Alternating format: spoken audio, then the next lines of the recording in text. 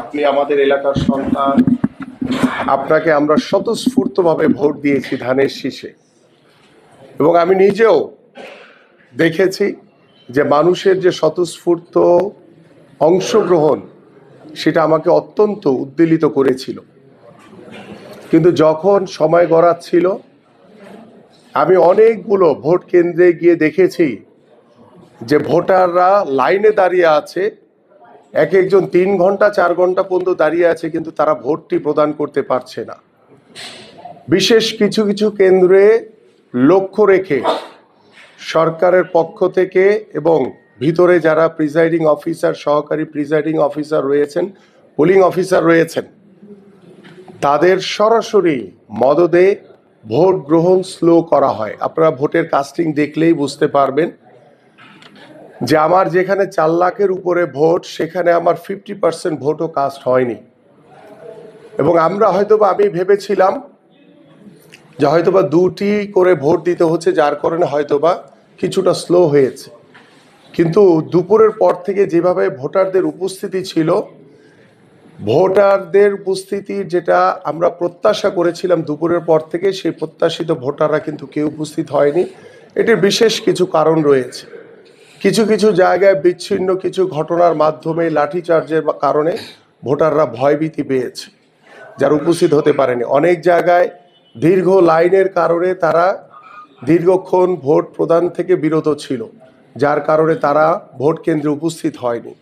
এবং সবচেয়ে বড় যে বিষয়টির জন্য আজকে আমরা এখানে উপস্থিত হয়েছি, যেখানে আমাদের ঢাকা 16 আসনের ধানের শীষের বিজয় সুনিশ্চিত ছিল, যখন আমরা ভোট গ্রহণ শেষ হয়েছে, ভোট গণনার পর থেকে আমরা দেখেছি আসল ইঞ্জিনিয়ারিংটা করা হয়েছে একটি দল জামাতের পক্ষে। জামাতের প্রার্থীকে বিজয়ী করার জন্য তারা যেভাবে 8টি থেকে 10টি কেন্দ্রকে টার্গেট করে তারা কাজ করেছে। এবং এখানে দেখা গেছে যে আমাদের যারা এজেন্ট ছিল তাদেরকে কিছু কিছু জায়গায় বের করে দেওয়া হয়েছে জোর করে, যে আপনাদের এখানে কোনো কাজ নাই, চলে যান। অনেকে হয়তো বা ভয়ভীতি দেখিয়ে তাদেরকে বের করে দেওয়া হয়েছে। অনেকে রেখেছে কিন্তু তাদেরকে দূরে বসিয়ে রেখেছে, কি ভোট গণনা হচ্ছে, কি করছে কিছুই জানে না। একজন প্রার্থী কখনোই যখন ব্যালট বাক্স ভোট কেন্দ্রে ঢুকে যায় প্রিজাইডিং অফিসারের মাধ্যমে, তখন কোনো প্রার্থী কিন্তু কোনো কেন্দ্রে যেতে পারে না।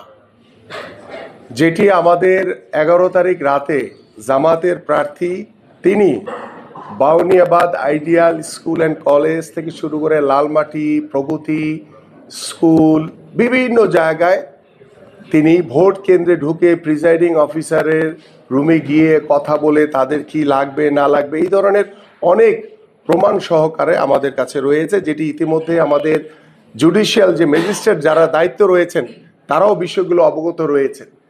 তো তাদের যে ইঞ্জিনিয়ারিং, সেটা তারা টার্গেট করে কয়েকটি কেন্দ্রকে তারা এই কাজগুলো ঘটিয়েছে।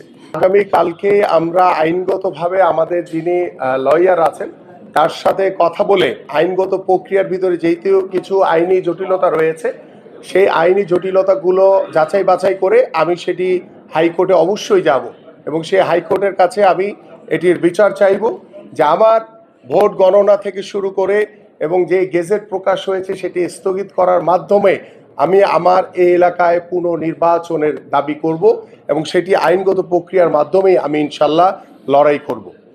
যে নির্বাচন বাতিল, যেহেতু গেজেট প্রকাশ হয়ে গেছে, নির্বাচন বাতিল, পুনর্গণনা, পাশাপাশি পুনর্নির্বাচন সব কিছুই আমি আহ্বান করছি আপনাদের মাধ্যমে নির্বাচন কমিশনের কাছে, যাতে এটি এবং আমি এটির জন্য আইনি যে লড়াই, সেই আইনি লড়াইয়ের জন্য আমি প্রস্তুত রয়েছে, এবং আমাদের